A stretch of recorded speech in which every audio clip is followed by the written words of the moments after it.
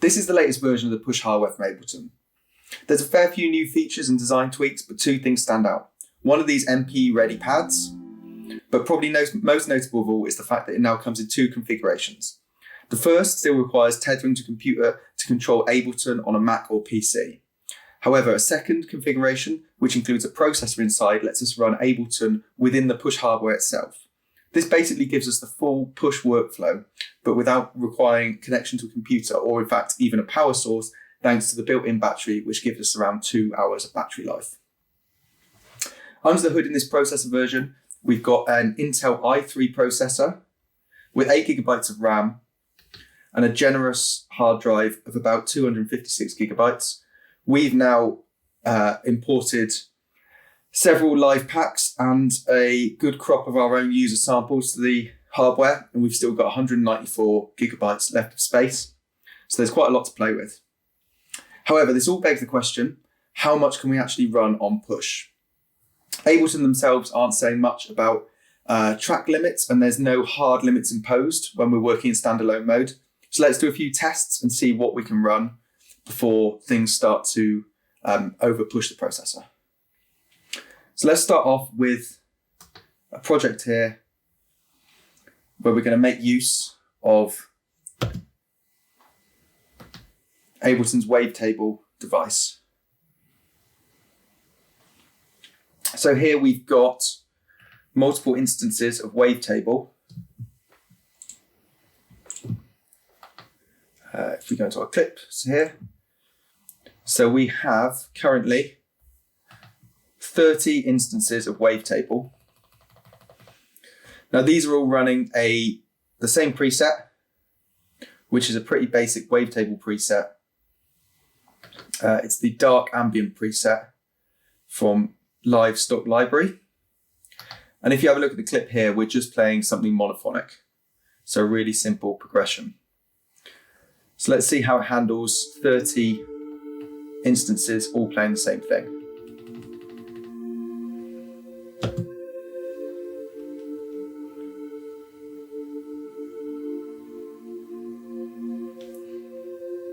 So as you can see, those 30 Wavetable devices are running okay on the hardware at the moment.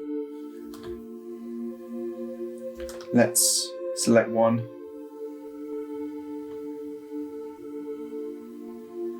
And so we're still able to make edits. Although it's a little bit sluggish with a bit of lag between making these controller changes.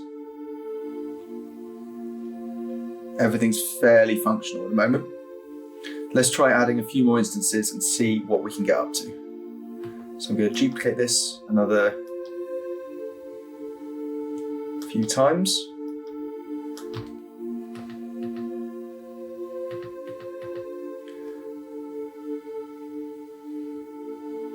So 30, 31, 32, 33, 34, 35 instances of Wavetable.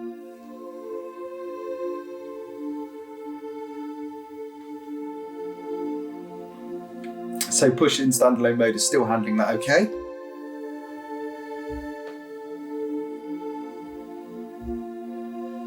And we can still play one of these devices. Let's try making some parameter changes. So that's not too bad. There's a bit of lag in the response to the screen, but it's working okay. Let's try adding a few more.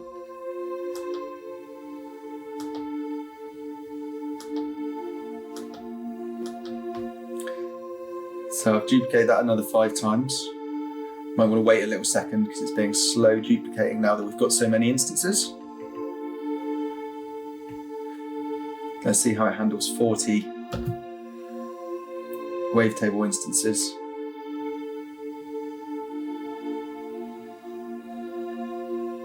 So again, these all playing the same monophonic MIDI clip.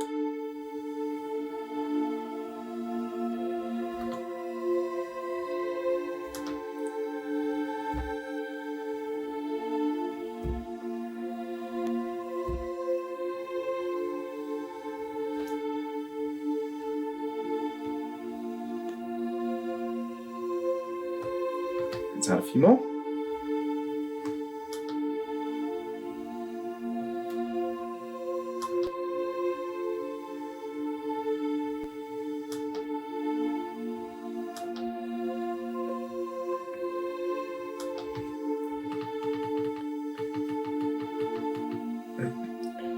So let's just add these up, see how many we've got.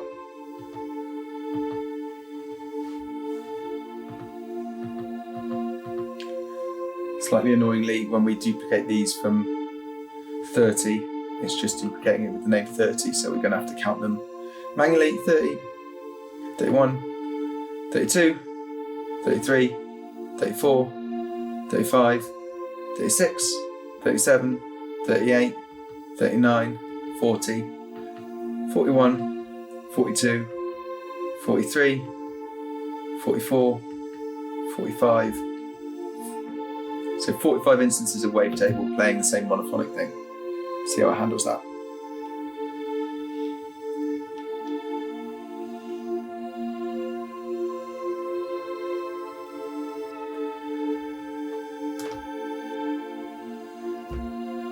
So now we're starting to get quite slow. We want to change between views.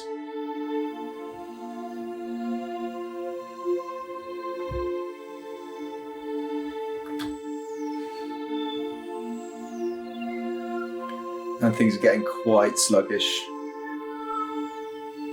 Trying to make these parameter changes. Although it's kind of still functional and working all right.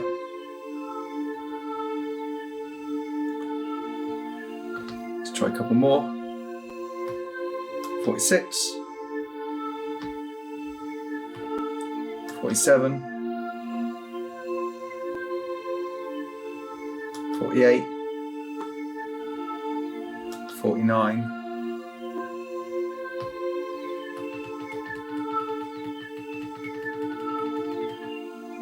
see what happens with those 49.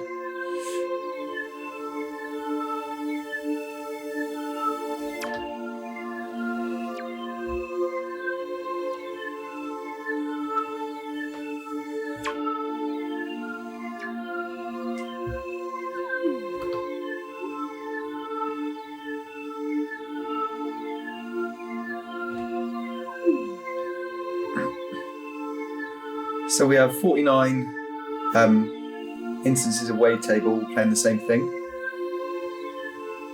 It's quite sluggish now to make changes, but it's still functioning just about.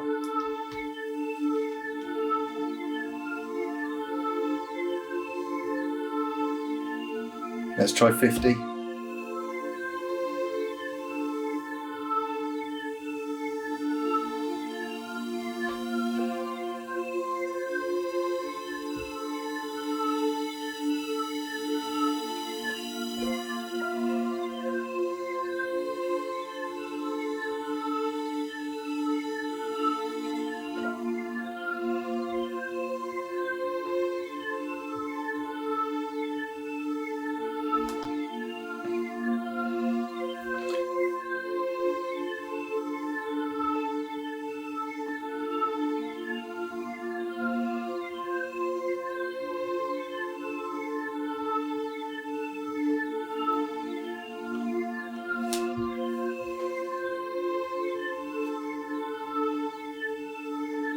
That's 50 instances there. You can kind of see from us making these parameter changes that we're getting to the point now where it's kind of properly struggling.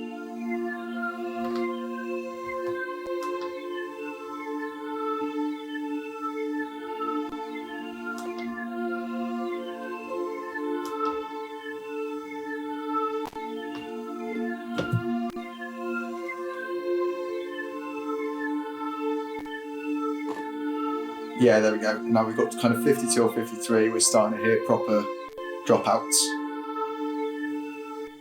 So that's basically our limit of what we can do in terms of just monophonic Wavetable instances. Now, obviously, there's quite a few things that will change and affect how many devices you can load up, such as, for example, polyphony being a big one. The more voices you have any device playing, the more tactics going to be on the CPU. Let's take a look at that now by loading up wrong control. Another test. This time we're going to go with instances of Wavetable again, but this time we're going to play something that is polyphonic rather than monophonic. So if I select this clip here, you can see we've got some basic 3-note chords playing here. And now I've got, in this saved version, I've got 15 instances of Wavetable, all playing the same 3-note chords.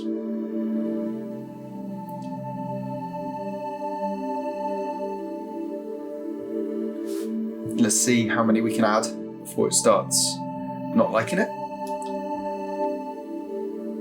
2.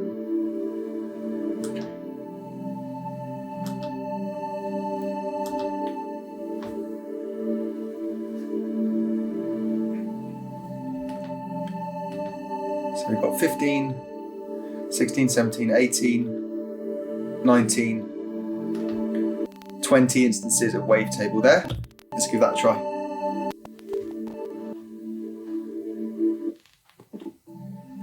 Okay, yeah. So as you can see, adding to the polyphony there and having 3-note chords rather than playing something monophonic is drastically reducing the amount of instances we can have.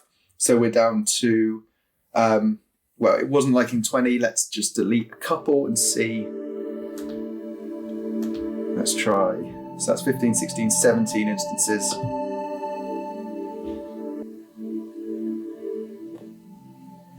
Yeah, which is still not particularly smoothly playing.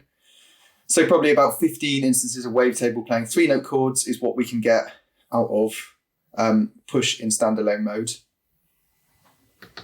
Let's have a look at one more example quickly using MIDI devices. So this is an example where I'm using multiple versions of Drift, and Drift is one of Ableton's newest devices, which is specifically designed to work with MPE and expressive patches. And so if we have a look at the clips I've got here, you can't really see it so much from the screen, but these are using more expressive playing, so making use of pressure and pitch slides a bit. Let's see how it's handling 20 instances of that. We're playing the same thing. And again, these are polyphonic, so you can see we've got up to 5 notes playing at the same time.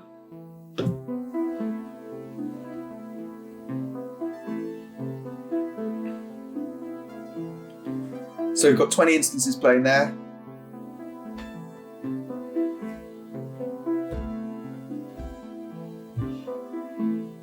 And we can still play over those and make parameter changes.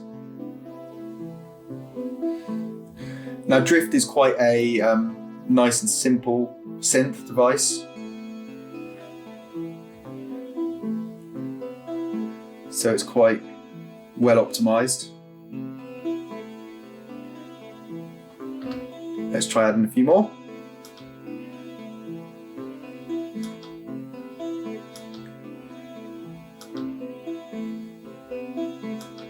So that's another 5, so you've got 20 there. 21, 22, 23, 24, 25. That's worth saying, you might notice that the numbers are changing incrementally when we're adding new tracks in this project when they weren't in the last one. That's because the last project is something I started on in Ableton desktop, and this one I've started on Push. So for whatever reason, when I'm cloning and duplicating tracks, it responds slightly differently. Not exactly a major thing. See how 25. Might want to turn that down a bit. So the last track. And yeah, as you can see, it's been a bit slow responding.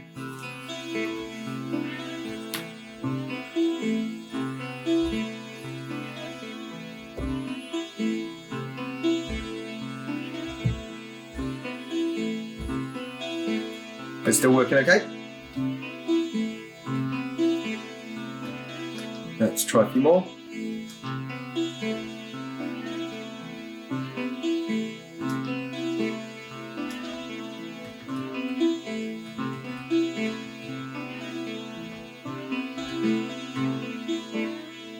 Right, so that's 30 instances of the same drift plugin.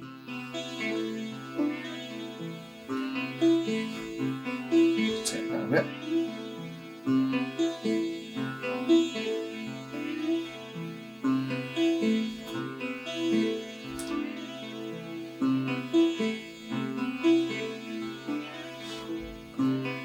Being quite sluggish.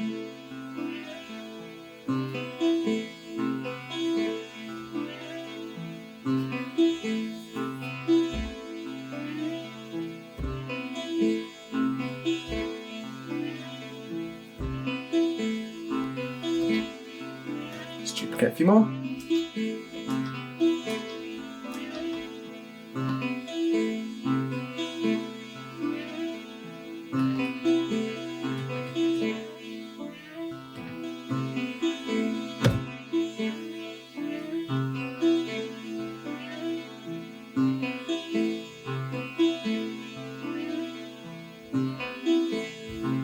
So that's 35 tracks.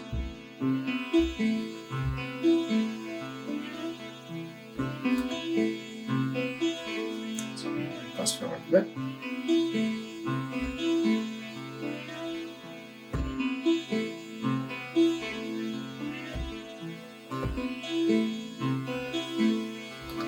Can't really hear that.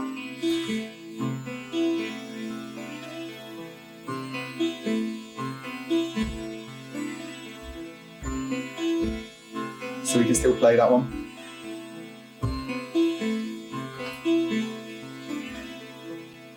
Just duplicate a few more, see how many we can get.